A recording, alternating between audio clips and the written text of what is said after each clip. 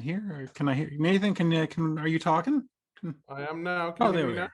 Yeah, he's there. Yeah. Okay, we got everybody's happy. Cool. Everybody's happy. I had to wear a hat for Jeremy.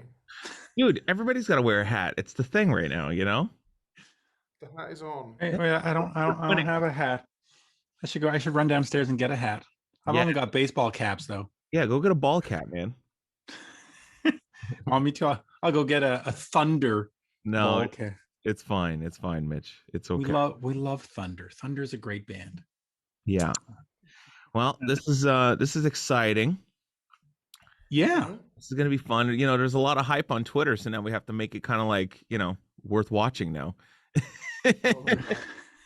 Now remember, he has stated emphatically that he is part lion and part rug. Yes, So. part lion, part rug. Let's see that rug. Come on now. There you go. Let's see the bush. Come on. It's such Tom Jones-esque body hair. Like, I'm pretty proud of it. You know, I met Tom Jones once. It was actually kind of weird and funny. I was at the Savoy Hotel in London, and we were waiting to get a drink at the bar, but the bar was full, and my buddy was bartending, and he's like, "Just wait like 15 minutes. There's a guy there, and we'll get you in." I'm like, "All right, cool." So 15 minutes goes by. Who's walking out of the bar? Sir Tom Jones. So my buddy and I, Tom, were both like, "Oh, happy Christmas, Tom!" And he's like, "Oh, happy Christmas. You all right?" And we chatted for like a couple of like minutes, and then we would sit at the bar. He's like, "Oh yeah, Tom Jones was just sitting here." I'm like, "Dude, we were just talking to him." Random, Very cool. super random. But in London, you never know. And if you're at the Savoy, you never know who you're gonna run into. Exactly. Jeremy, I'm going to ask you this first, and so we can get this thing started. But you heard "We Will Ride" and you've heard "Inglorious" essentially for the first time. It didn't make your world. What's your first reaction to this? You like it? What do you think? I love the fact I love the fact that it's a band, right? It's a couple guys playing actual instruments, a dude that can actually sing and has pipes. It's rock and roll. I mean, come on, you can't go wrong with that. No, you can't. Thanks, guys. That's very nice to hear. Yeah, man. So that's it. Inglorious. We Will Ride's coming out February 12th. You can pick it up. They're doing pre-orders for signed CDs and vinyls and everything. And how important is that for you as an artist to have actual physical copies of your CD? Because or vinyl, because it's not the same to just be tapping a screen, right? No, I love the fact that all of our favorite albums, we will probably have on vinyl and CD, the great albums of yesteryear. So it's kind of cool to think that mine will be in someone's collection next to, say, yes, their Back in Black or their Appetite album. It will be in the same box, and that's kind of cool to me. So yeah, that's why it's important. Dude, people are gonna be pulling out right next to Bon Jovi or something, just pulling out Inglorious, Yeah, which is gonna be great. Let me talk this real quick. The band has had a lineup change, or 3 new guys have come in: Danny, Dan, and Vinny. How does that affect what you do, and does it change the sound, or is Inglorious still Inglorious because you're the voice and that's what people sort of gravitate to? I think the sound has changed pretty much every record, regardless of the lineup. But yeah, it's just growth, right? Right. Like if we put out 4 albums that sounded the exact same, it would be dull. Yeah. The only band that can do that is AC/DC, by the way. Yeah, literally, that's it. The only band. Yeah. There's no others that can do that. But yeah, for me, I wanted to kind of show that we have growth, but that happened naturally just from bringing a producer on board, because it's the first time we've ever been produced. So now all of a sudden we got like a new producer and loads of expensive gear, and it just sounds mega in comparison to anything we've done previously, I think. Right, and especially when you're working with a producer like that who's done stuff, with Bring Me the Horizon, and it's like, some big sounding records. It's like, I'm sure that does in fact elevate your game in the studio as well. Definitely made us work harder, and we felt the pressure of like, he's had some great musicians, and he's made some great selling records. So we wanted to be as good as them. We wanted to deliver, and we wanted to be something that he would be proud of producing, which is kind of cool because yesterday I checked on his website and we've made it up to the website, you know. So we're like, Nice. it says Inglorious on his website. So I'm like, cool, we did it, thank you. Like, Yeah, that'd be pretty bad, if you didn't make the producer's discography on the website. Yeah, he's hiding it like, shh, no, don't tell people I worked with them. This shit record with Inglorious. Oh God, I just want it deleted from history. No, but talk to me about giving that up in the studio, because you have, of course, done your own stuff, and you've had a very clear vision of what Nathan is and what your career is. Was it difficult to sort of hand over the reins and say, okay, you tell us what to do? no, I find being told what to do a struggle usually. Yes. However, when it's from someone who is like way better than me, I don't struggle with it at all. You know, like I don't go into an operating theatre and tell someone how to operate on me. Do you know what I mean? Like they're better at that than me. I'm gonna let them do that. So same goes in the studio. I don't know the fucking difference between this guitar sound and this guitar sound. So if you think this is the best one, cool. Like that's your job. That's why I'm paying you. Make it sound great. Thank you very much. Yeah, it's almost like having sex. You know, you want the other person to tell you what you're doing right and not. You know, You imagine? Yeah, you get feedback. That's what we need. constructive criticism. Yeah. Talk to me about releasing an album in this context, because normally we go out there and we tour and you plan some shows and you go do live TV appearances and live radio appearances, and there's a whole machine that comes into place. Now you sort of can't do that. It comes out, and before anybody gets to see you play live, it could be 6 months, could be 10 months, might even be a year. How do you promote it and get the word out? Just, it's no secret that I am a social media whore. You know, like Mm-hmm. I love it. So I've been just trying to shove it down people's throats, really. Just like buy the album. Like we earned no money last year because no one could tour. So Right.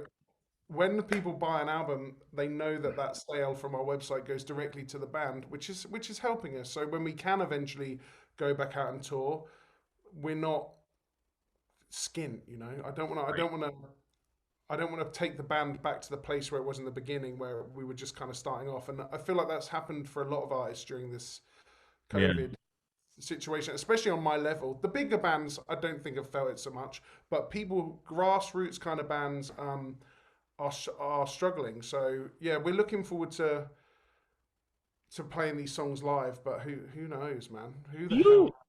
Let me ask you this, being an artist in the UK and coming up in the rock scene and stuff, even today, right now, you're putting out this new album in a couple of weeks, and with the great singles that have come off this album already, it's like, do you get support from Radio X and Absolute Radio? Do you get, does the BBC, give you guys spins? Is there support in the home country, or are they just kind of like, nah? The main outlet for rock in this country is Planet Rock. Like Planet Rock, they're the biggest rock radio station, and they have been supportive of us from day one. I think we're now at, this might be my 11th playlisted single on there over 4 albums, which is pretty great. And off our first album, they put 4 on. So like we've done really well from those guys. Obviously, Classic Rock is British. They've been really nice. Now, it took 4 albums, but we got a really good review. So that's cool, and a feature and all sorts of stuff. But as far as other radio, I'm doing a spot on Radio 2, BBC Radio 2 next week, the week the album comes out. But apart from that, there's just no, unless you're the Foo Fighters, you're not getting played on Radio X, Yeah, that's what I was always wondering that, like, is Chris Moyles calling you guys up and saying, "Hey, come on the show, let's play your new song," or like do the local commercial stations in London, support you guys? No, and that goes but not just us. That goes for all kind of rock in our genre, especially this kind of more classic hard rock stuff. They just don't, which is why it's so great that Planet Rock, you've got a million weekly listeners, I think, are playing us. Yeah. Let me ask you this then, because you did do the TV show and you were doing you were singing sort of the current hits of the day. Why go down the rock route? Why not take that fan base from the TV show and go deliver songs that are pop, that are more like Drake, that are more like Post Malone? Why not go down that route? Because your voice certainly could handle it. I mean, you certainly have the ability to go down that. Why not be a pop star rather than a rock star? Or be a country guy. Why not be a Chris Stapleton? Yeah. I fucking hate country. I find English dudes singing country music to be the dumbest shit I've ever heard. I don't understand it. It makes no sense. I'm not from the deep south. I don't have a pickup truck. I do not ride a horse. I'm not singing a song about the fucking country. But you certainly got the look for it. You got the hat. Oh, fuck you, Mitch. It's not country look. What the hell's wrong with you? He's not singing about fucking his sister and driving a pickup truck. Come on now. Jeez, I'm offended because I'm wearing a hat and I'm wearing, a little country. Well, yeah, but you're covering a bald spot. That's a different story. Oh! Man. Wow. I was the one that was scared. It should have been you, Jeremy. Jeez. No, but I mean, would it have been easier or smarter career-wise to say, listen, I'm just going to be a pop star and I'm just going to go sing pop songs because that's top 40 radio? It might have been a bit of a financial move, but as far as like authenticity, it's very clear what music I like and what I sound good singing, and I left that TV show to join the Trans-Siberian Orchestra straight away. So my path kind of was written from then, really. I love rock. Rock is in my blood, and I saw a bit of a gap in the market here, which is kind of what inspired this band happening in the first place. Is that there was no one who could really belt out a tune and really play guitar, necessarily. So let me ask you then that. Why be a band? I mean, you did have, again, I'm going to go back to the TV thing. People knew who Nathan was. Why not just the Nathan James solo band doing the music you love? Why was it important to be a band and say, yeah, this is the drummer, this is the guitarist, you know? Why have a band name? Why not just be Nathan James? Because that came actually from our A&R guy, who's a guy called Derek Sherman. I don't know if you know Derek. I do. Derek signed famously Bon Jovi, Nickelback, etc. He kind of discovered me, and when he got me the deal, he sat me down and said, "Who are your heroes?" And I said, "Okay, Robert Plant, Freddie Mercury, David Coverdale," and I listed off all these dudes, and he said, "You didn't say Meatloaf, and you didn't say Alice Cooper. Every dude you love is in a band." And I was like, "Yeah, you're right. I want to front an awesome band. I love the power of 5 people creating something together that are all invested in that to the same level, rather than it just be me writing songs or just about me and they all get paid like a wage. I want to be part of something that is powerful, because ultimately the best live acts of all time are those bands, Yeah, no, that's very true. You're right. They all are a part of a band. David Lee Roth, Van Halen. Well, listen, to be fair, though, Alice Cooper was a band until he went solo, 10 years into the career. So yeah, to be fair, it was the Alice Cooper band before it was Alice Cooper, to be fair. But okay, so that's an interesting take on it. Now, just talk to me a little bit about, about We Will Ride. In terms of putting it together, are these songs that you worked on with the producer and the band, or are these songs where you just said, "Hey guys, I got 10 songs, let's go record them"? Talk to me walk me through the process of getting to the finished album. An Inglorious album is always a real group effort, so I get heavily inspired by riffs and guitars. Guitar music is what I love. So what will happen is the guys will bring me a riff, and I will decide whether or not I want to take it further and turn it into a song. We create a kind of track for it, and then I go away and I add a melody and a top line. I usually start with a hook, and then that dictates what the song is going to be written about. However, this time I was like, okay, it'd be cool to get kind of a few different flavors in. So I actually asked, I know you had Joel on here the other day. Joel Hoekstra contributed 2 riffs to the album, which we turned into 2 songs. And a friend of mine who I met on a TV show, actually, who is a country writer, he he wrote a song. I know. Called "I Have the Storm" with me, and he just different people get different things out of you as a writer and as a singer. So to me, it made that kind of varied album that has real highs and lows and different colors.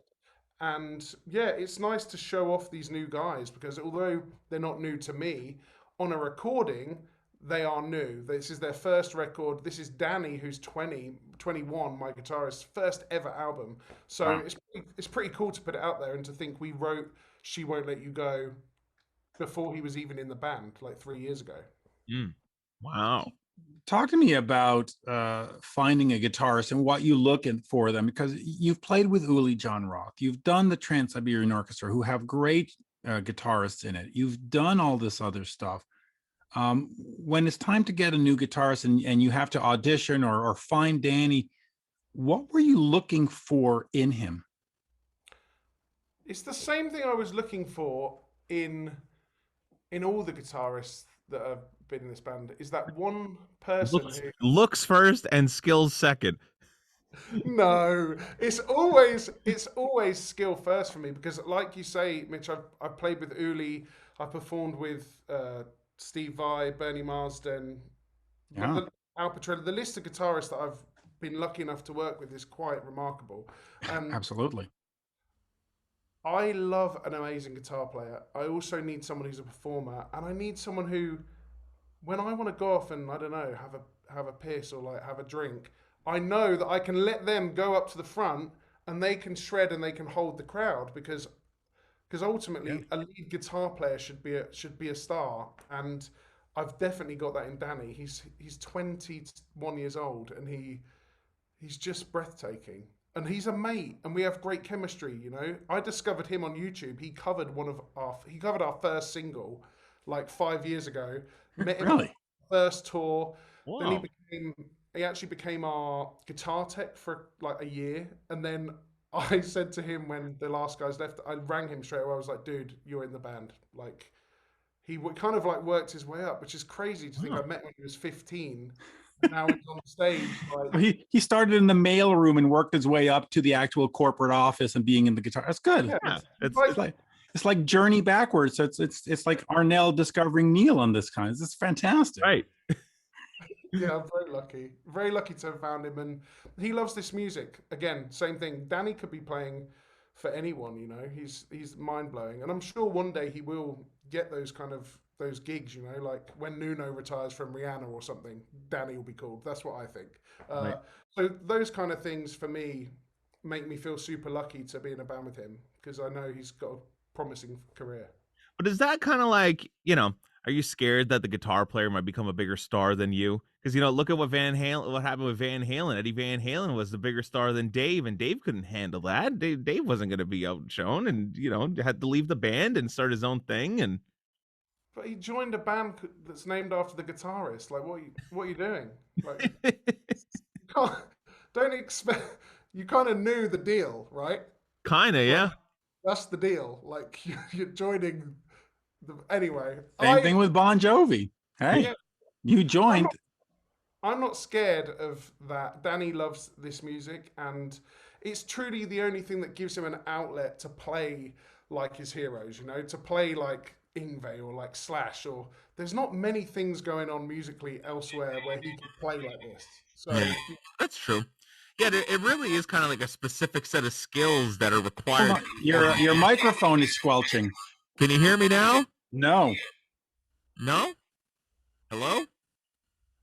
What? No. Can you hear me? No, you sound like a robot. What the fuck? What the hell happened there? He just collapsed. Wow. Well, he'll be back. He'll be back. Photo of him there. That's his radio station profile. No, can you hear me? That sounds awful. What the fuck? Is it my connection? I don't know, but it sounds as though we're listening to a robot. Oh, that's so weird. I don't know what the hell happened. Well, I guess you can sit there quietly and I'll finish this. Better? Can you hear me now? No? Sounds like shit? Horrible. Okay, hey. All right, well, can you hear me now? Yes. Hey, Okay. Okay, well, I'm using my webcam microphone. That's weird. I don't know what the hell happened. Yeah, it just died. Very weird. But let us continue. Let me just ask you this in terms of the band. When you get started, and you've said that some of the bands, have had a hard time through the pandemic. How do you sort of keep this train rolling? And has there been times over the first 4 albums where you've just said, "This is too hard. This is too much of a road to try to go through. I'm done." I mean, how do you sort of keep it moving and keep it going, given the fact that radio doesn't support it, given the fact that you can't tour right now, given the fact that getting over to North America is expensive? How do you sort of keep the motivation and the desire to keep going? in the UK, like we're a working band, you know. So like for the last couple of years, we've earned a living from this, and that's great. I wouldn't be doing it otherwise. I left TSO to pursue this, you know. Right. So it does work here at a level, and to me, it comes down to authenticity again. I know this is what I should be doing, and this is what I should be singing, and until the day that that we get no support, I'm going to keep going with it because I love doing it. People are listening to it, and we're still Well, the fan reaction has been, let's just call it what it is. The fan reaction has been fantastic. yeah. You came out of nowhere and people said, "Oh my God, this Inglorious album is fantastic." And then the second album came on, they go, "Oh my God, this album's better than the first album." And, they weren't saying that for some of the older rock stars that were putting out albums. They were going, "Oh, so-and-so's got a new album." Yeah. But they'd go, "Oh my God, is this Inglorious?" And I think it might even be safe to say that this is the best one of the four, and the other three are fucking fantastic, right?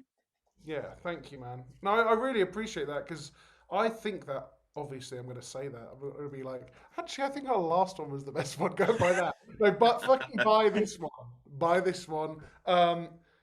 Yeah, I think it's a cool story as well. Like, how many bands have been through these kind of lineup changes? There's loads of them, dude. Like, Yeah. literally loads, and there's trials and tribulations. But ultimately, if people want to keep paying money to buy a CD or a vinyl or come to a show, buy a T-shirt, I'm gonna keep doing it because it's the one thing that truly makes me happy.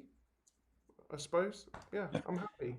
Is too Yeah. much made out of lineup changes, because you look at Judas Priest, Rob Halford wasn't the first singer. You look at Iron Maiden, Bruce wasn't the first singer. You look at Buck Cherry, their big album 15, they had pretty much cleaned the slate and brought in a whole new team. Do people make too much out of lineup changes? What I've been trying to tell people is that in order for it to continue, you have to. Those lineup changes have to happen because it wasn't working. So either when those guys decided to leave to pursue their own projects, good luck to them. It's really hard starting afresh, let me tell Yep. you. Um, when they decided to do that, I could have sacked it all in.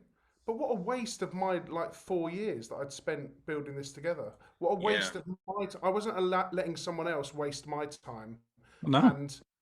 And this is my baby. It's always been my baby. They auditioned to be in my band, um, and I'm super happy that now I've got a bunch of guys around me who who feel the same way and want the same thing. We want to be in a great band. We don't want to be great individuals. We want to be in a great band. Well, but look what one of your heroes, Yeah. David Coverdale. I mean, David Coverdale has been Whitesnake for whatever, almost 45 years. And how many players has he had? 87? He is Whitesnake. I've toured and worked with 9 of the Whitesnake guitar players. So when you think like there's been 9, and that's just the ones I've worked with or toured with. Yeah. So that it is incredible, but he never had to deal with the social media aspect of all of the lineup changes. So when David Coverdale changed his band, you read about it in a magazine and you couldn't write, Oh, David Coverdale must be really hard work because he's Yeah. changing his back. He never had that. He could just go home, have a glass of wine, chill out, not give a fuck. But In this day and age, it's very different because people will just. You've seen those forums and those classic rock posts where it's yeah. just hate and assumption and hate and Well, do you yeah, deal with that? Do you have people saying like, "Oh yeah, third guitar sound, Nathan James is a prick to work with." yeah, Like, people are calling to say like, like as if you're a diva or something. yeah, they are, and I find it amazing because it's not. I never left my band. Do you know what I mean? Like Hmm. the guys left the band. Like if you're mad at anyone, don't be mad at me. I'm still trying to do this. I want to Yeah. perform. You can come and hear these songs. Also, if you don't like the band at all, just keep your mouth shut and piss off because no one invited you to comment. If you haven't bought my album and if you're not coming to my shows, I don't actually give a crap what you think. Yeah. It I That's doesn't matter. agree. that's yeah. I mean, that's pretty straightforward. Just Um, we'll start wrapping up, but I just want to get in my obligatory Scorpions question. You of course, like we said, you worked with Uli. What was it like putting your voice to some of those classic songs, to putting it to Dark Lady and Catch Your Train? And as I've told you, I appreciate it because I actually got to understand the lyrics for the first. I'm like, they were saying that? an English man singing English lyrics. yeah. Yeah. It was hard, dude. Like filling in for singing the lyrics of someone who's got such a famous iconic sound is really tricky. So I could either like give it like a fake German accent, which wouldn't have gone down very well, or I could kind of put my own spin on it. And I was lucky that Uli let me do that. He was so kind in that whole process. And yeah, I loved it. God, the early Scorpion stuff is so good. It's so much fun. Great fun to sing. And I actually flew to Japan with Uli to perform a couple of shows hmm in Japan and recorded a live album there. Yeah, which I Mm. have. Yeah, But the way you approach like the song "Pictured Life" is just powerful. It's just great. yeah. It's just I tried to sing it like. Luckily, me and Klaus have a very similar range. It just sits kind of a bit more fuller for me. In order for me to get those notes out, I wasn't going, oh, follow them, I was going, hey, like just singing it more in a Coverdale-esque way. Right. I was just less German, I By the guess. way, how does Klaus sing it again? I missed that. I'm not doing it again. that's okay. uh, That'll be the clip that you're going to clip out and put on Twitter. yeah. The Yeah. little It's gonna be the headline on Blabbermouth. Nathan James throws shade at Klaus Main. It's not shade. That's just down to Conky Bar. That's how he sounds. I love it. It's Yeah. iconic. right. It's just not. It's not me. Yeah. It's not me. That's great. Well, before we wrap up, with this new album, We Will Ride, coming out February 12th, you can pre-order it right now wherever music is sold. I want to talk to you about your hair care regimen because your locks are very soft looking. So talk to me about your conditioning process and how do you get that luscious look? Why didn't you ask Mitch this? I use Well, Dove soap, the bar. Just you use bar soap on your head? No wonder you're bald. God. Oh, it works. Look how shiny it is. so shiny. Jesus. Yeah, I use a fantastic product called It's a 10, and It's a 10. yeah, and apparently does 10 things to your hair. It's a leave-in conditioner, and without it, I can't get a fucking brush through my hair. So it is super good. Treat yourself. Go get Product some. placement right there. Yeah, I like that. Moisturize, gents. Come on now. God. Oh, there you All go. right. So Well, yeah, there you go. we will Aside from my technical difficulties this afternoon, and Mitch being a prick, this is great today. It's terrific. This is Hey. awesome. At least I didn't throw shade on Klaus mine. So That is true. At least you weren't talking shit about your three other guitar players the entire time and how much they quit the band. It's not his fault. I'm just gonna kill myself. So Yeah, we will ride off into the sunset, folks. No, we will ride. Great album, and there's a song on there, "My Misery," which I think is what we're all experiencing right now. But that song is just absolutely terrific. Go check this out. And the music video for Medusa is fantastic too. You know, how did you Yes. guys shoot that music video through this isolation thing and everything? Like, did you guys have to pick like one day in the studio each and then go cut it, or? we kind of like took turns. So like someone would do a morning and someone would do an afternoon.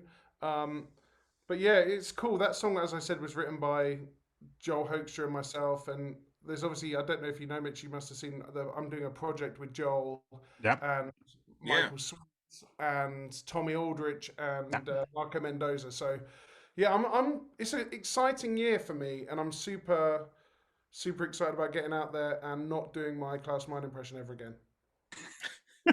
Nice. Yeah, and that project, with the exception of Michael Sweet, you're essentially fronting Whitesnake. I didn't say that. You said that. Yes, the band's not going to be called Whitesnake. They're going to call it White Puppy or something. It'll be just a little bit little different. I obviously, as a fan of that band and Coverdale being my hero, my rock god, it is kind of cool to think that I'm going to be on an album with 2 current members and 1 ex-member of Whitesnake. Yeah, That to me is amazing. And Jeremy Yeah. does the best David Coverdale impression. Go ahead. No, I don't. It's okay. I do not. By the way, your band isn't called Whitesnake. It'll be called Brown Snake, because if the music is shit, well, then you can say, "Oh, look at our name." Oh my God! There you go. It This won't be shit, I promise. Nice. and there we go. And folks, well, we will ride. There we go. Yeah. There you go. And- We will ride, man. Available everywhere. February 12th. Go buy it. Go pre-order. Go buy the vinyl. Buy the CD. Support the guys. You know, they need it. You know, support them. So this way, and you know, you need the CD. So this way, when you meet them after the show and you get, you know, the backstage pass from being hot in the crowd, you got something to sign aside from your tits or cock. You know. Absolutely. We Yeah. learned that from touring with Steel Panther. Steel Panther's awesome. Yeah, we did 2 tours with them, and it was friggin' amazing. Good guys. They're really good fun. They're good. All right, man. Well, it's great to chat. Thank you, Nathan. Thank you, Nathan. Pleasure. Thank you, boys. Merci. Bonsoir.